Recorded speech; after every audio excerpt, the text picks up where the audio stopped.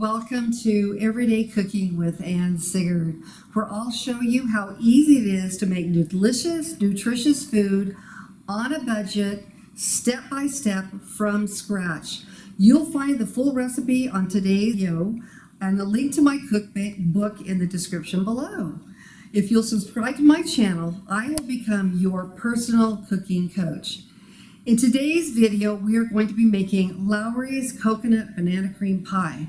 When my husband and I were in graduate school back in the early 70s, we found a restaurant where our friends all got together and decided we were going to pull all of our resources and go to a fancy restaurant. It was down on La Cienega Boulevard in Los Angeles on Restaurant Row. It was such a fun experience. And while we were there, we learned about their famous Lawry's coconut banana cream pie.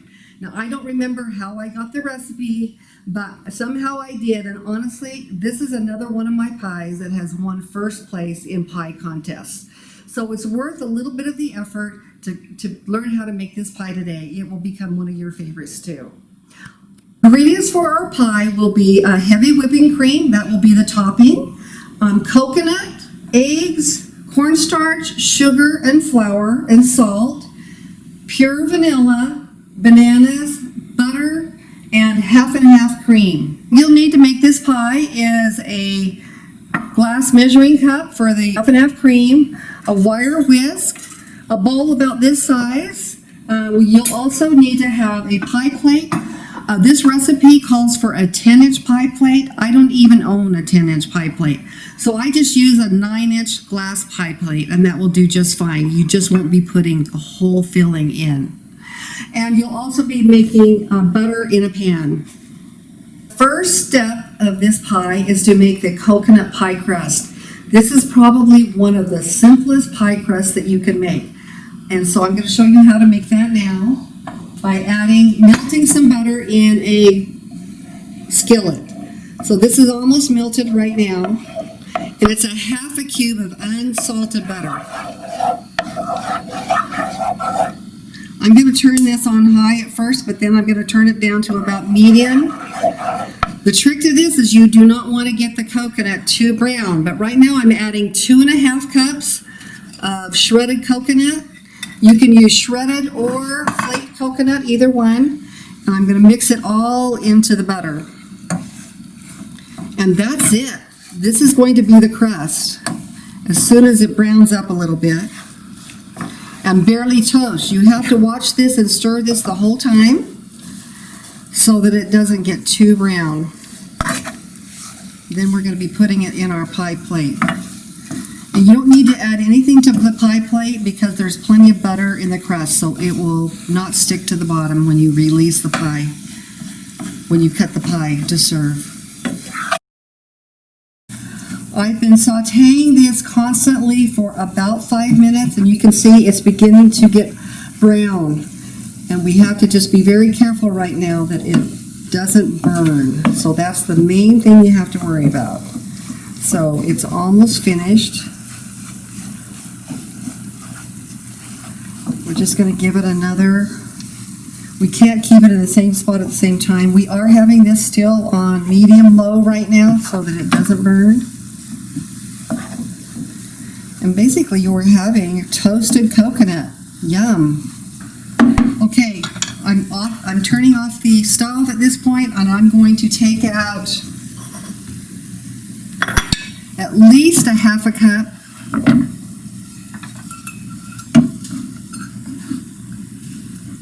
of coconut that we're going to put on top of our pie, which leaves 2 cups of coconut to put in the pie crust, which we may not put all of it in because we have a 9-inch instead of a 10-inch pie pan. Okay, we're going to save this for a later date, later time. Okay, and now we're going to add this to the pie crust. And then I'm going to take the back of my spoon and spread this around the pie crust and put it up against, just like a regular pie crust goes all the way up around the edges. We're going to take this and just smush it against the sides. And once this cools, it will be a sturdy pie crust. The next thing that will go in this pie crust are the bananas and the filling on top of that. So it's going to be a very high pie. I guess we could call it a high pie. As you can see, I've kind of pressed this against the edge. I want to have the whole bottom of the pan of the pie plate covered. And now we're going to take this to go and chill in the refrigerator. Now we're going to be making the filling, and it's all homemade with the best and freshest ingredients. We are making it with half and half. This just gives it an extra oomph of creaminess. So we're going to add 1.5 cups of this, and I'm going to turn on my heat to about medium high, and I'm going to add 1/4 cup of sugar. In the recipe, it tells you 3/4 cup sugar divided. So 1/4 cup of sugar is going into with the half and half milk. I'm going to stir that a little bit and keep it on, because what we're going to do is bring this just barely to scalding. So I'm going to watch this and stir this a little bit while I show you how to make the rest of the filling, which we're going to now add to this later. Okay, over here we have our medium bowl, and we have our eggs and the other ingredients. I'm going to show you how we just take the eggs. They've been at room temperature, and I'm going to put 4 egg yolks here. Okay, we already have 1 egg yolk in here. I'm going to put the second one in. I crack it. I just turn it in and out of the eggshells until all the egg whites are done. Put that in here as well. This is the third one. Now, if you make a mistake doing this, no big deal. If for some reason your egg yolks break or something, in this recipe, that's not a big deal. We don't have to keep them totally separate. We won't be using these egg whites. We can put them in breakfast tomorrow if you want. We'll put them in another recipe. We don't want to waste those. Okay, we've got 4 egg yolks.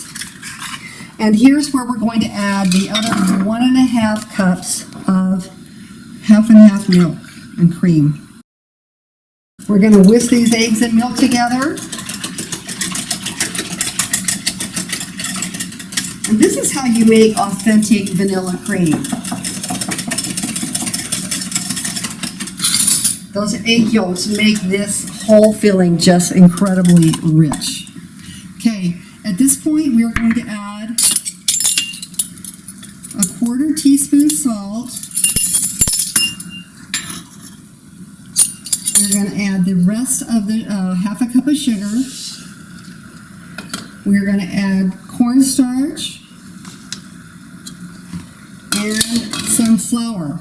Usually you don't mix cornstarch and flour together, but in this recipe it works really well to make sure that the whole filling is going to stand up very well. Mix this with your wire whisk. Okay, we're coming over here where we're waiting for this to scald. Okay, scalding milk is really actually not boiling milk, but if you look in here, there's some little bubbles coming all the way around the edges that is telling you it's just about ready. I'm going to turn it up just a little bit, because now the reason that you do this is that you want to have this all warm. If you had to put all of this together in one spot, it would take you a long time for you stirring and stirring until it finally thickens with the thickening agent. So we have this just about ready to boil right now, and we're going to turn this down. We're going to go ahead and add our filling ingredients to the rest of the milk. And sometimes that happens, but it happens too quickly. We're going to still leave this on about medium. And this really does need to be stirred constantly, because you don't want this to scorch at all.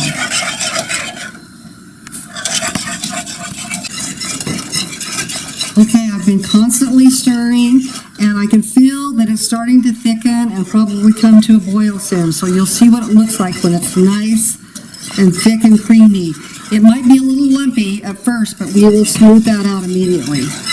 Remember, we have cornstarch and flour in here as a thickening agent. Okay, look at here. It is finally becoming quite thick. Basically, this is vanilla pudding. Okay, we're going to turn it down to low right now, and you can see just how thick and beautiful it is. Now, the recipe does call for, if you want, 1 or 2 drops of yellow food coloring to kind of yellow it up. But I personally think that just makes it look like it's the fake vanilla pudding. I just like to leave it just the way it is. Okay, it's just boiling for a second here. And I'm going to turn this off right now. And I'm going to add 2 tablespoons of butter. That's going to make it ever so rich. And the recipe actually calls for 2 teaspoons of vanilla, but let me tell you, I use a whole tablespoon, which is just another extra teaspoon. This stuff is golden and very expensive these days. So a whole tablespoon of vanilla and the butter. Now, to help this to cool a little bit faster, I'm going to take this pudding and put it in a bowl, a separate bowl. Sometimes I just leave it in this bowl, but right now I'm going to put this all into a separate bowl. You can see that it's steaming hot. And we don't want to add this into the pie crust yet, because first of all, we'll be putting the bananas in, and this would really make the bananas cook, and we don't want cooked bananas in our filling. I've just sliced about 2 1/2 bananas to put in the bottom of our crust, and I'm going to add the filling, which we've been chilling in the refrigerator. It's not totally cold, but it's going to be cold enough, and I've mixed it up thoroughly to put on top of the bananas. This is going to be a tall pie. It's going to be filled to the brim with this filling. If you want to save some of the filling to eat or give to one of your babies or something, you can do that. Or you can put the whole thing on here. It's quite more than you probably need, but it will make it look amazing when you slice it onto the plate. Okay, we're going to be putting on the same saran wrap, and we're going to put it in the refrigerator to chill, and then we're going to show you how to make the whipped cream that goes on. There's one thing I wanted to mention about the pie crust. We have made this banana cream pie with not just the coconut crust, that's the original recipe that we're making today, but also with a graham cracker crust and a regular pie crust that I have rolled out. And all 3 ways, it's just delicious. It's more your preference. But the coconut is a very special pie, so you want to try that first.